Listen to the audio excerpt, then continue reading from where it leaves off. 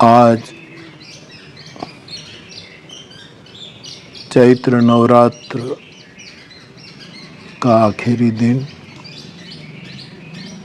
चैत्र नवरात्र के अनुष्ठान का विराम का दिन, लेकिन हमारा राष्ट्रीय अनुष्ठान है वो अभी जारी है। जब तक इस संकट से हम मुक्त न हो, दुनिया मुक्त न हो, तो आज रामनवमी के मेरी दृष्टि में त्रिभुवनीय दिन पर, अखिल ब्रह्मांडीय दिन पर, वैश्विक दिन पर मैं फिर एक बार आपसे संवाद करने के लिए आपके सन्मुख हूं। देश और दुनियावासी, जड़ चेतन सभी को मेरा प्रणाम। जय सिया राम। आज के त्रिभुवनीय दिन की विश्व को भूरिशः बधाई।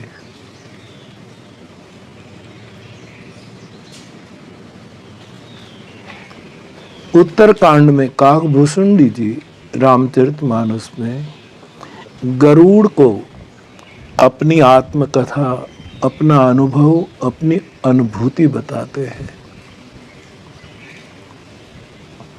कि मैंने परमात्मा के उदर में अनंत ब्रह्मांडों का दर्शन किया।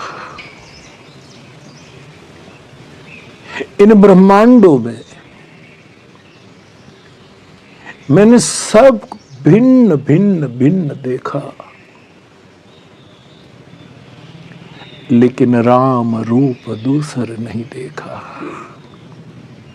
इन समस्त ब्रह्मांडों में मैं घूमा, लेकिन कहीं मैंने राम का दूसरा रूप नहीं देखा। राम अद्वितीय है, राम परम सत्य है। जैसे आकाश में सब कुछ लटक रहे, चांद, सूरज, ग्रह, नक्षत्र आदि, सब अपना अपना परिचय लिए अपनी अपनी परिधि में घूम रहे हैं। कुदरत के नियमानुसार सब कर्म कर रहे हैं, लेकिन आकाश एक है।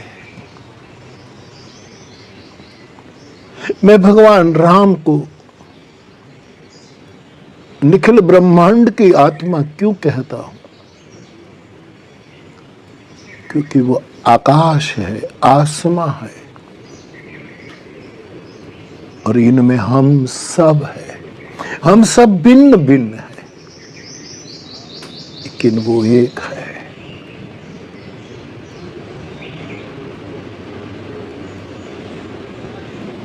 हमारे शास्त्र, हमारे ऋषि मुनि कहते हैं, एतस्मात्मानं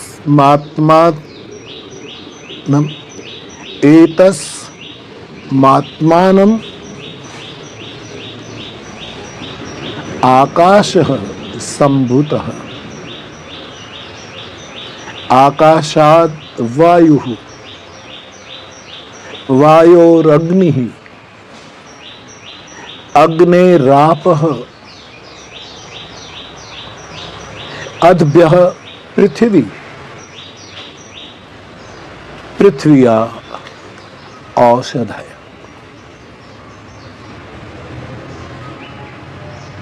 ये जो ऋषि का गौरी शंकरी चिंतन है, दर्शन है, अनुभव है। मैंने जब कहा कि आकाश में सब है, लेकिन मेरे भाई बहन,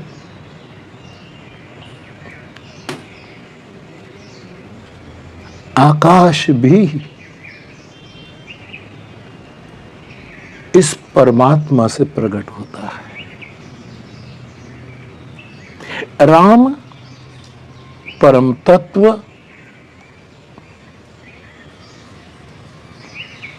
आकाश को जन्म देता है। और फिर आज के साइंस के मुताबिक, साइंस ने तो आज कहा, इसी क्रम में मेरा ऋषि युगों से बोलते आए कि इस परमात्मा से आकाश संभूत, आकाश पैदा हुआ। आकाशाद वायु, आकाश से वायु प्रकट हुआ। वायोर अग्नि ही, वायु से अग्नि प्रकट हुआ।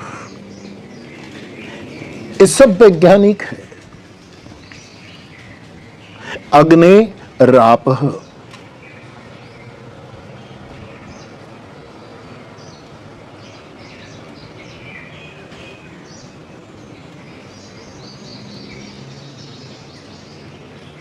इससे जल उत्पन्न हुआ।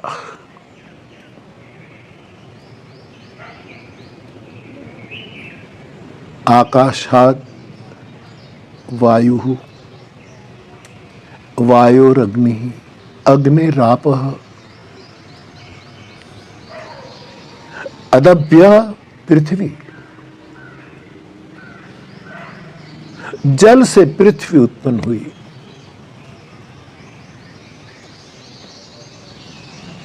पृथ्वी से फिर अन्न उत्पन्न हुआ।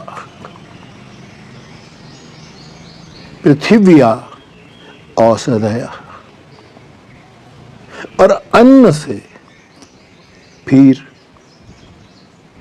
ए पंचभूत का, चाहे जड़ हो या चेतन हो, हमारा ये देह उत्पन्न हुआ। और इस देह में फिर जो बस रहा है वो फिर राम है। इसलिए मैं कहता हूं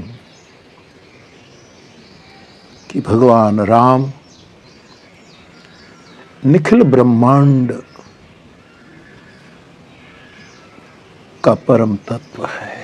आज उसी के प्रागट्य का दिन है। आज की विषम परिस्थिति में हम इस रामनवमी के दिन को अपने ही घर में रहकर मनाए। जहां तक संभव हो कहीं भी भीड़ न करे। जैसे 21 दिन का जो हमारा अनुष्ठान चल रहा है, उसी का बिल्कुल ईमानदारी, प्रामाणिकता और जिम्मेवारी के साथ पालन करें। इस साल की रामनवमी इसी तरह मनाई जाए।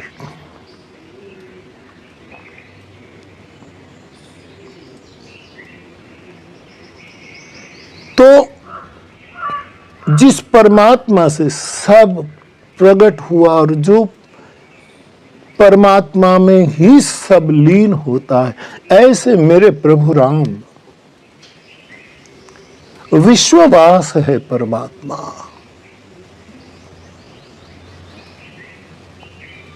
हमारी मां कौशल्या कहती हैं, राम जन्म के अवसर पर ब्रह्मांड निकाया निर्मित माया, रोम रोम प्रतिवेद कहे। ये परमात्मा आज प्रभु राम का त्रिभुवनीय दीन है। आज के दिन में सभी तीर्थों में मानसिक रूप में निमज्जन करते हुए भारत और भारतेतर देशों में जहां जहां भगवान राम या तो परम तत्व की उपासना बिलग बिलग उपासना स्थली पर होती है, इन सभी स्थानों को प्रणाम करता हुआ सभी आध्यात्मिक चेतनाएं, धर्म जगत के लोग सभी को भी मैं आज प्रणाम करता हूं। और श्री राम मैं सब जग जानी, करऊं प्रणाम जोर जुग पानी। तो परमात्मा के प्राकट्य का दिन है, तब कुछ बातें कहूं संवाद के रूप में। कोई लंबी चौड़ी कथा नहीं कहनी है, लेकिन राम कथा मेरे लिए रोज नूतन है। ये शाब्दिक निवेदन नहीं है, हार्दिक निवेदन है।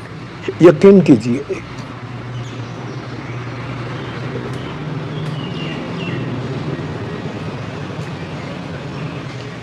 मुझे लगता है गुरु कृपा से, शास्त्र कृपा से, मेरे साधु क्रम में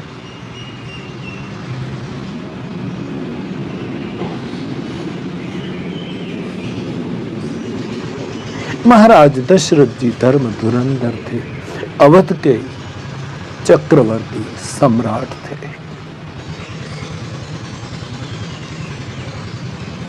कौशल्यादि आपकी प्रिय रानियां सबका पवित्र आचरण, हरिपद कमल में विनीत भक्ति, ऐसा परिवार था। लेकिन महाराज दशरथ जी के यहां पुत्र नहीं था। एक ही ग्लानि उसको सता रही थी कि मेरा वंश रघुवंश मेरे से समाप्त हो जाएगा, कोई वारिस नहीं। फिर ये एक ग्लानि, ये पीड़ा, ये वेदना, ये दर्द वो अपने गुरु के पास जाकर व्यक्त करते हैं। और गुरु एक यज्ञ की विधा दिखाते हैं। यज्ञ होता है, स्नेह और भक्ति से आहुतियां डाली गई और आखिर में यज्ञ प्रसाद के रूप में एक प्रसाद का चरु निकलता है और रानियों में बांटा गया और रानियां सगर्भा होती है। इस कथानक से आप पूरे परिचित हैं। लेकिन जैसे मैंने कहा, राम कथा रोज नूतन है। ये तो त्रेता काल में घटी घटना सार्वभौम है। रामचरितमानस के कारण ये जन जन घट घट तक पहुंची है। फिर भी प्रत्यक्ष रूप में हमारे सामने राम नहीं है, रामचरितमानस है। और मेरे भाई बहन, साथ साथ विशेष बधाई दूं कि आज रामचरितमानस का भी प्राकट्य दिन है।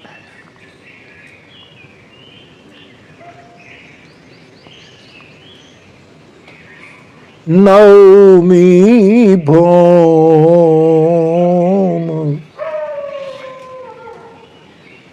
बार मधुमासा, अवधपुरी यह चरित प्रकाशा।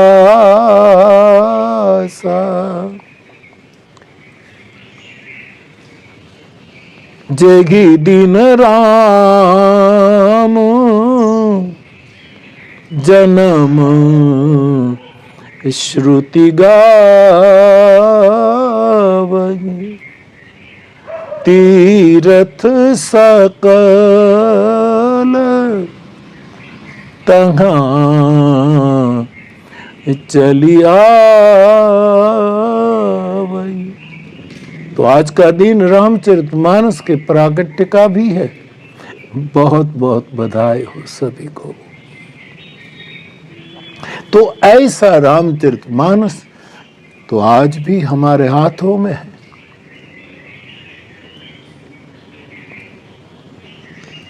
जब श्रुति कहती है अयम में हस्तो भगवान, मैं सोचता रहता हूं कि मेरे हाथ भगवान है।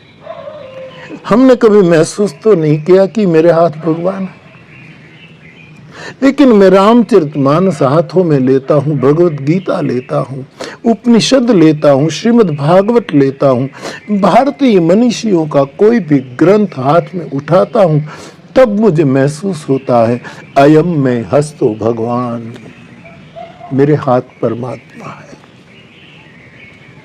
इसलिए हमारे यहां कहा गया अपना हाथ जगन्नाथ। मैंने संतों से सुना अवध मानी क्या, अयोध्या मानी क्या। अवध मानी कलह से मुक्त एक काया।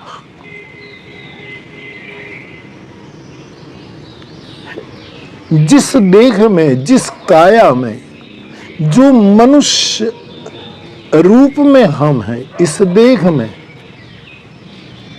किसी से संघर्ष न हो, क्लेश न हो,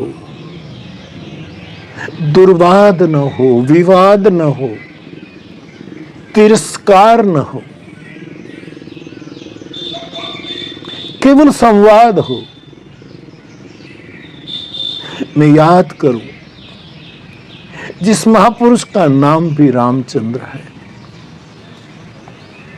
ब्रह्मलीन पूज्यपाद रामचंद्र डोंगरे जी बाबा का। आपसे कभी मैंने एक कथा में सुना था, गुजराती में बोल रहे थे,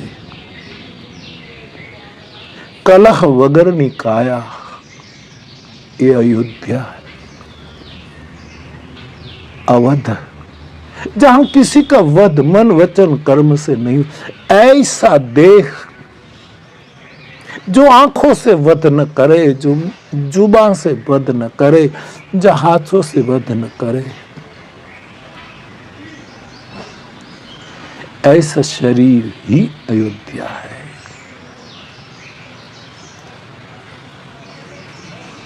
और इसी देह रूपी अयोध्या में जीव जो बसता है ये दशरथ है।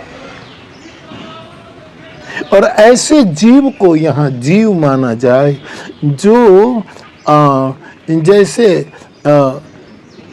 10 रथ हो और कोई एक आदमी 10 रथ के इतने घोड़े और इतनी उसकी लगाम, एक आदमी 10 रथ के घोड़ों की लगाम पकड़ करके सुमार्ग पर सुगति से मंजिल तक पहुंचा दे, ऐसा जीवात्मा दशरथ है।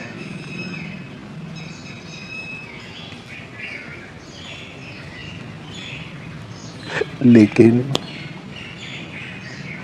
ऐसे धर्म धुरंधर गुण निधि ज्ञानी, ऐसे ज्ञानी महापुरुष अवधपति 10 इंद्रिया, पंच ज्ञानेन्द्रिय, पंच कर्मेंद्रिय जिसके नियंत्रण में है और सुदिशा में, सुगति से सुलक्ष्य तक लिए जा रहे हैं, लेकिन 11वीं इंद्रियां हैं जिसको हमारा वेदांत मन कहते हैं। 5 ज्ञानेंद्रिय, 5 कर्मेंद्रिय, 11वां मन।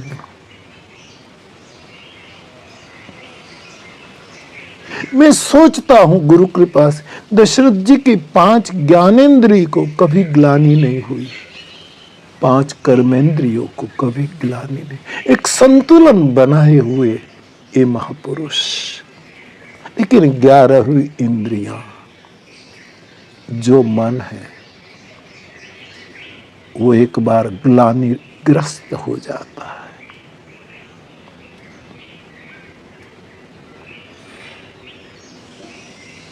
एक बार भूपति मन माही, भई ग्लानि मोरे सुत नाही। एक बार राजा के मन में ग्लानि हुई। ग्लानि ज्ञानेंद्रियों में नहीं होती। यदि ज्ञानेंद्रिय में ग्लानि हो तो उसको ज्ञान शब्द उसके साथ नहीं जोड़ना चाहिए। कर्मेंद्रिय से भी ग्लानि हो जब भी होती है, मन को होती है।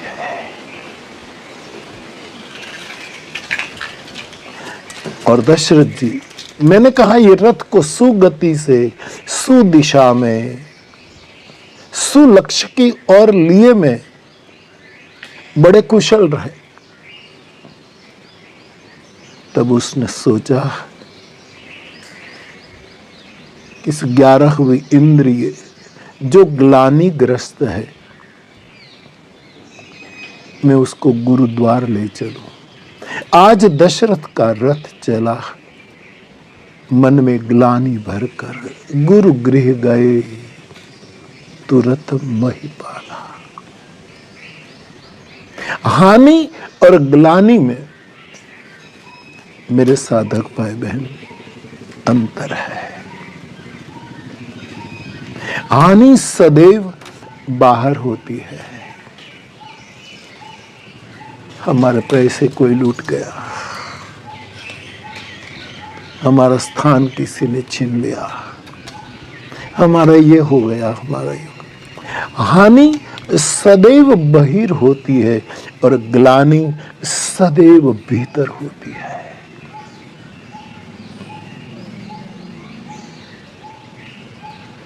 महाराज दशरथ जी को हानि नहीं हुई, मन में ग्लानि जरूर हुई।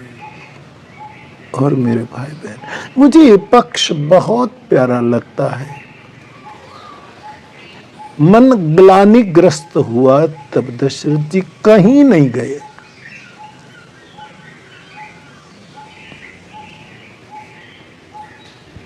अपने जीवन रथ को चलाते हुए ग्लानिग्रस्त मन को लेकर गुरु गृह गए, तुरत महिपाल। गुरु के द्वार गए। आज राजद्वार गुरुद्वार पहुंचा। गुरु ही उपाय है।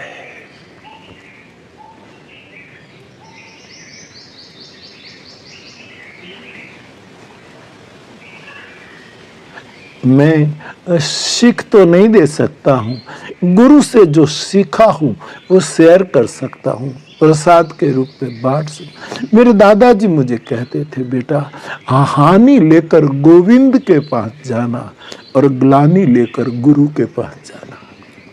अपनी ग्लानि गोविंद के पास मत गाना।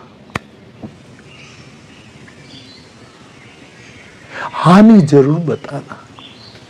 हम जीव है नाते, लेकिन ग्लानि इतनी गुप्त है, इतनी गोपनीय वस्तु है, इसको इधर उधर मत करना। एक केवल गुरु के पास ही प्रस्तुत की जाए।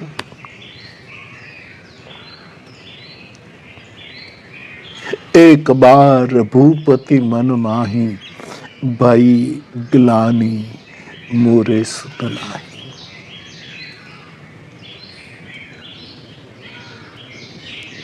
दस रथ पर सवार अवधपति का ये मन ग्लानिग्रस्त गुरुद्वार पहुंचता है और गुरु ही उपाय है।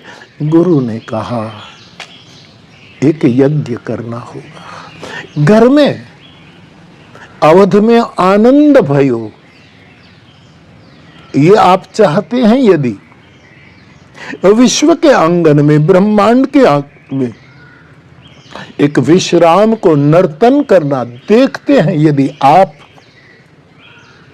इस वाह वाह में आप परमानंद या ब्रह्मानंद प्राप्त करना चाहते हैं तो वाह वाह के पहले स्वाहा करो,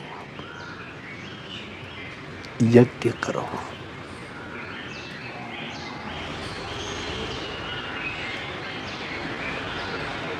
और यज्ञ विधा से जो चरु निकला,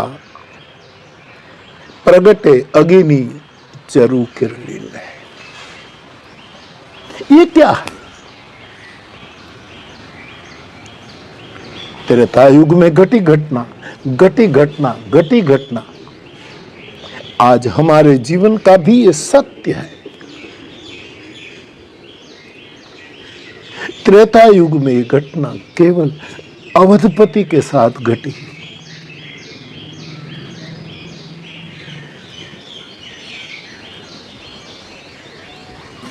गुरु जब समर्पण का, त्याग का, यज्ञ का विधान देता है, तब जो यज्ञ से प्रसाद प्रकट होता है वो तो हम सब महसूस करते हैं। प्रसाद मानी कृपा।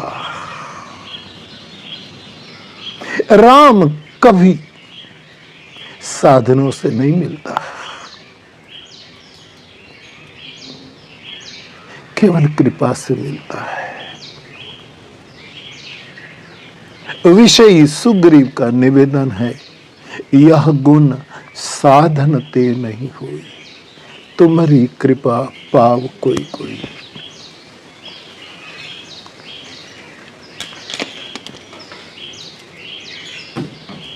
और फिर इस प्रसाद को तीनों रानियों में बांटा गया।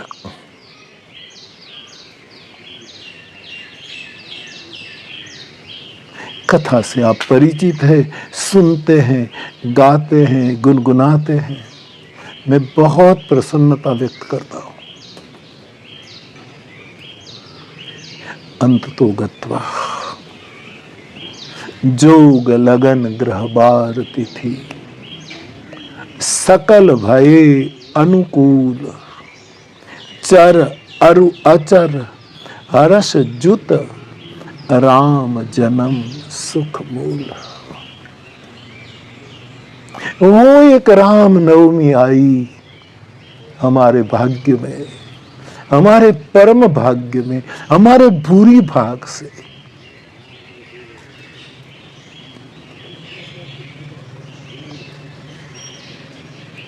नवमी तिथि मधुमास पुनीता,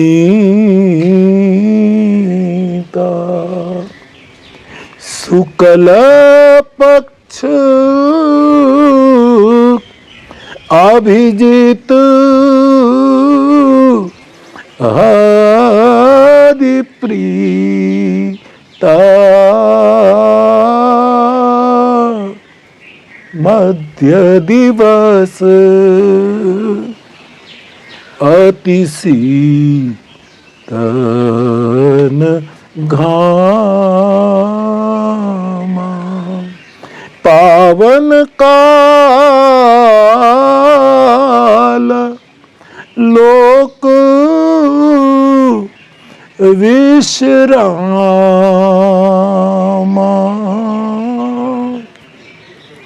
आज नवमी तिथि मधुमास पुनीता।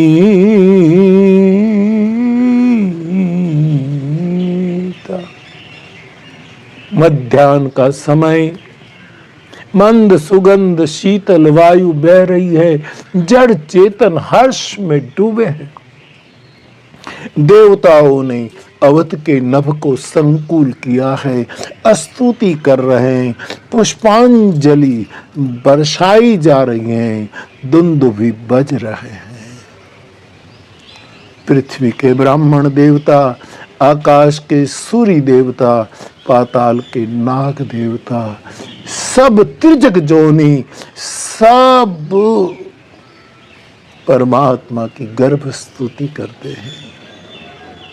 और अंत तो गत्वा सुर समूह बिनती करी, पहुँचे निज निज धाम, जग निवास प्रभु प्रगटे, अखिल लोक विश्राम।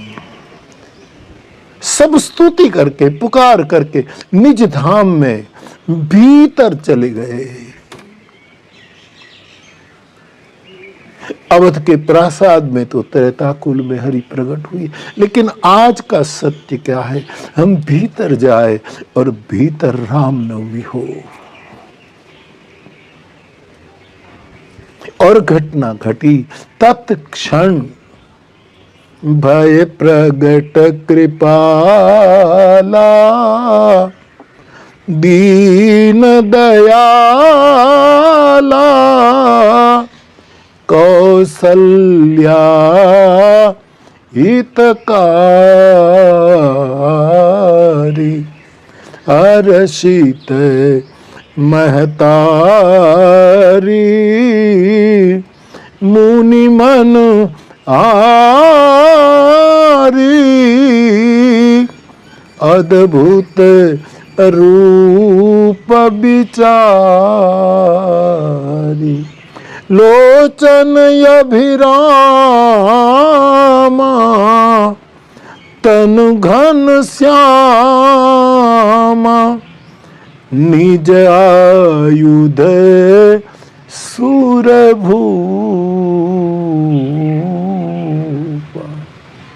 परम तत्व भक्तिवश, प्रेमवश, प्रेम ते प्रगट होई मैं जाना, प्रगट होते हैं।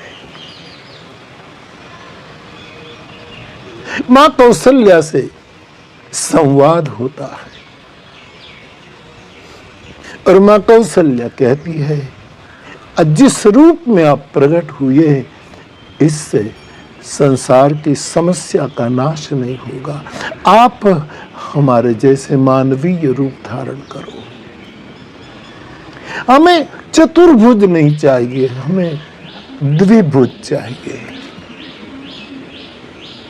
मैंने कहा, कई बार कहा, रामचरितमानस मानवेतर तत्व को मानवीय रूप प्रदान करता है।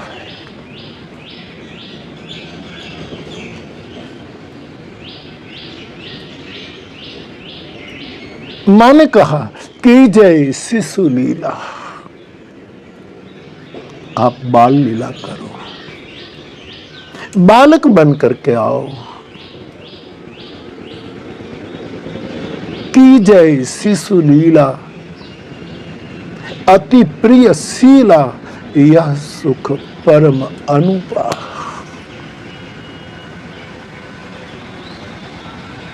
हमें ये परम अनुपम सुख का दान करो। और घटना घटी,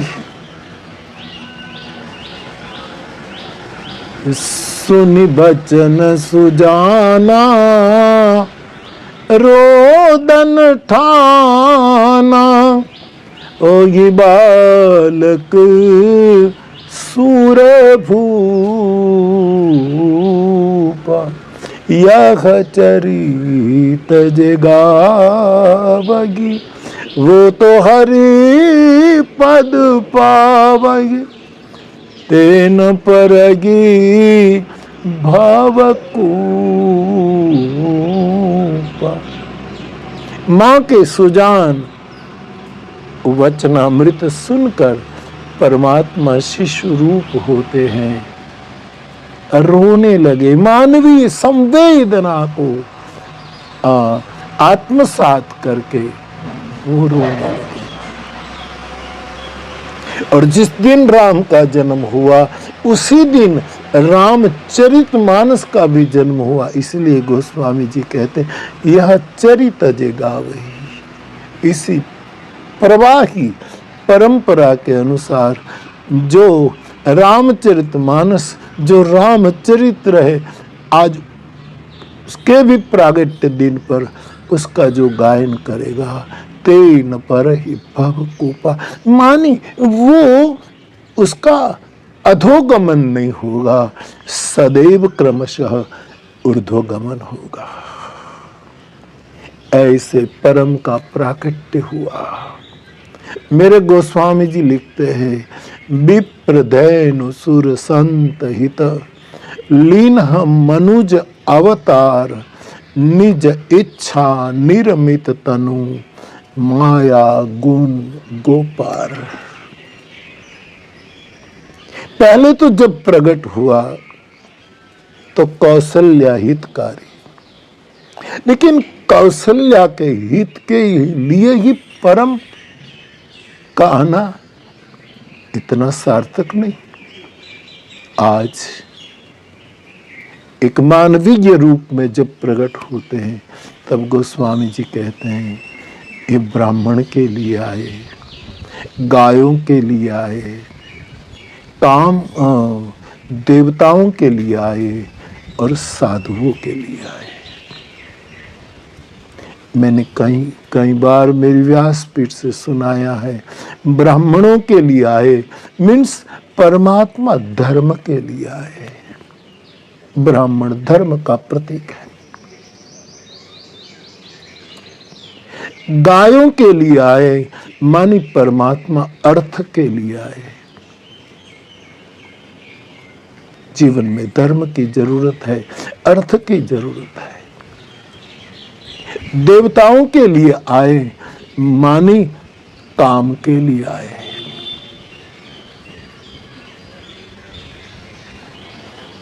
रस के लिए आए और भगवान इस साधु के लिए आए मानी मोक्ष के लिए आए। एक वस्तु याद रखना, साधु जीवंत मोक्ष है,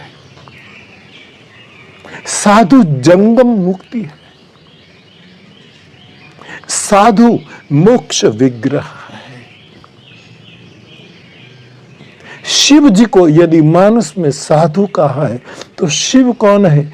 निर्वाण रूप। ये निर्वाण रूप है, इसीलिए तो निर्वाण प्रद भी है। धर्म के लिए, अर्थ के लिए, काम के लिए, मोक्ष के लिए प्रभु पधारे। त्रिभुवन में जय जयकार हुआ और बधाइयां गाई गई, उत्सव मनाया गया। मैं फिर एक बार आज के त्रिभुवनीय दिन पर पूरे संसार को भगवान राम और रामचरितमानस के प्राकट्य अवसर बहुत बहुत बधाई देता हूँ। आप सभी को प्रणाम करता हूँ, पूरे संसार को। बाप मेरा जय सिया राम।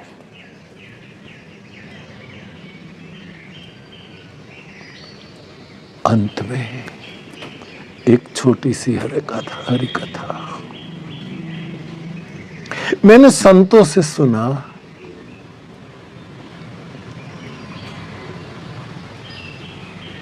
कि एक आदमी की दो बेटियां थी,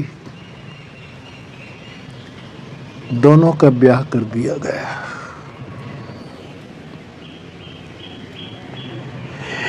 एक किसान के घर ब्याही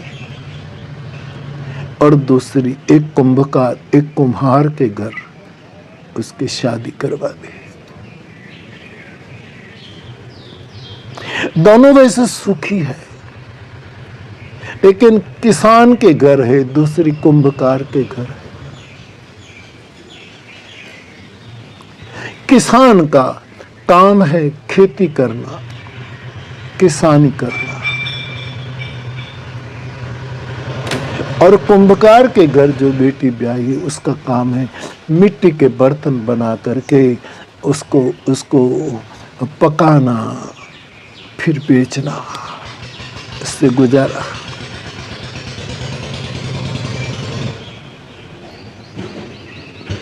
किसान अन्न देता है, कुम्हार पात्र देता है।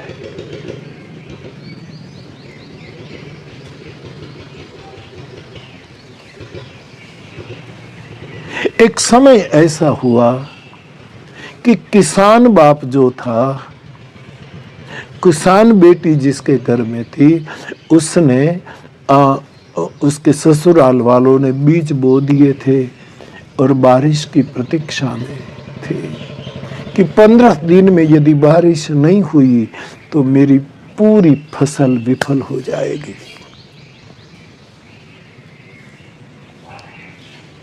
इन दिनों में बाप अपनी बेटी के घर गया, बेटी के खबर पूछने के लिए। बेटी ने कहा, पिताजी सब प्रकार का सुख है लेकिन एक पीड़ा है, बीज बो दिए हैं, बारिश 1 सप्ताह में नहीं हुई तो हम वर्ष हार जाएंगे।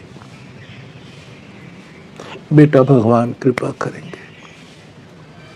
एक आध दिन रहकर वो कुंभकार के घर, कुम्हार के घर जो बेटी थी वहां गया। 5-10 किलोमीटर की दूरी पर ये दूसरा गांव था।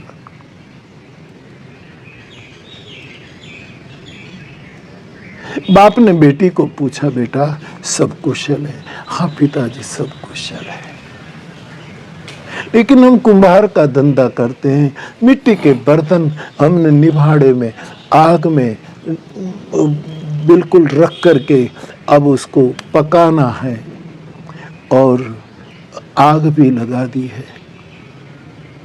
वर्षा ऋतु की मौसम है, 8 दिन बारिश न होना तो ये हमारे पात्र पक जाए, वरना हमारा साल भी विफल हो जाएगा।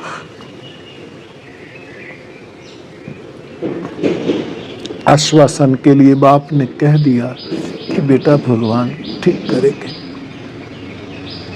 लेकिन बाप मन में सोचता रहा कि किस बेटी के लिए मैं प्रार्थना करूं जो बारिश मांगती है उसके लिए कि 8 दिन बारिश न हो, इसके लिए मैं क्या करूं।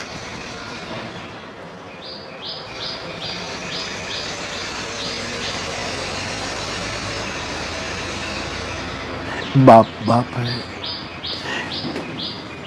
संतों ने कहा कि ये प्रवृत्ति और निवृत्ति राम की नाम की 2 बेटियां हैं। प्रवृत्ति को राजी करे तो निवृत्ति नाराज, निवृत्ति को राजी करे तो प्रवृत्ति नाराज। बाप करे क्या? मैंने बहुत सोचा, इस दृष्टांत तो वहां विराम लेता, मैंने उस पर बहुत गुरु कृपा से सोचा कि इसका उपाय क्या है। ऐसे बाप के लिए क्या उपाय? बारिश मांगे तो कुम्भकार की बेटी का वर्ष खत्म, बारिश न मांगे तो उसकी किसानी खत्म। बाप करे क्या? वहां तो कुछ आगे कहानी मिलती नहीं, लेकिन तलगा जड़ा को विचार आता है। उसी समय बाप ने एक चीज परमात्मा से मांगी कि भगवान इतनी औस गिराओ, इतनी जाकल गिराओ कि 8 दिन के लिए खेतों को थोड़ी सिंचाई मिल जाए, भेज मिल जाए, और औस इतनी गिराओ ताकि औस के कारण इनके कच्चे बर्तन गीले भी नहीं और आग शमे भी नहीं, दोनों रह जाए।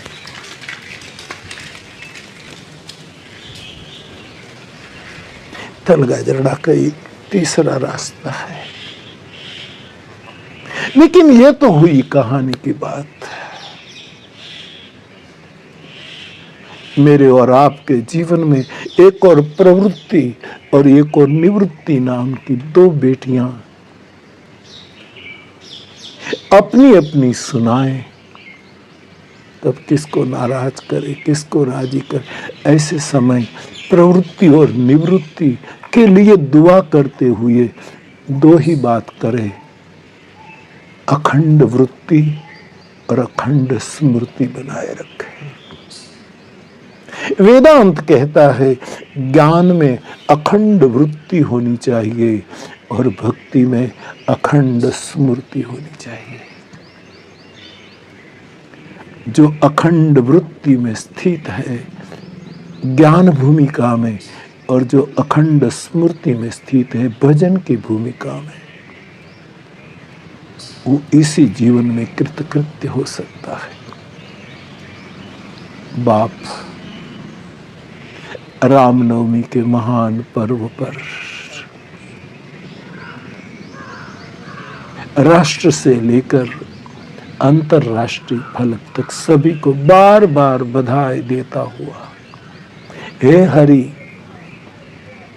यह बिनती रघुवीर गोसाई। अब यही विनती है कि देश दुनिया के संकट से हे ठाकुर आप विश्राम की ओर लिए चलो। हम तो पुकार कर सकते हैं, प्रतीक्षा कर सकते हैं, परिणाम का प्रागट्य तो आपको कराना है। तो आज इतनी ही हरि कथा, क्योंकि जो बोले सो हरि कथा, भजन करे निष्काम। सर्वे भवन्तु सुखिनः, सर्वे सन्तु निरामयाः। खुश रहो बाप, खुश रहो। और मैं अभी भी हनुमान जयंती तक आपके साथ संवाद करता रहूंगा प्रतिदिन। आगे आगे गोरख जागे, लेकिन कल भी मिलूंगा हनुमान जयंती तक। सब संयोग बैठा तो रोज फिर कुछ मिनटों के लिए आपसे मिलूंगा। मुझे अच्छा लगता है आपसे बातें करना। मौन में तो मैं आप सबके साथ हूँ, सही में सबके साथ हूँ, लेकिन मैं मेरी वाणी को पवित्र करने के लिए शब्दों से, वचनों से भी आपसे जुड़ा रहूं। इसलिए कल फिर मैं आपके सन्मुख होऊंगा एक हरि कथा लेकर। अवध में आनंद भयो, जय रघुवर लाल की। मेरे भाई बहन सभी को मेरा प्रणाम। जय सिया राम।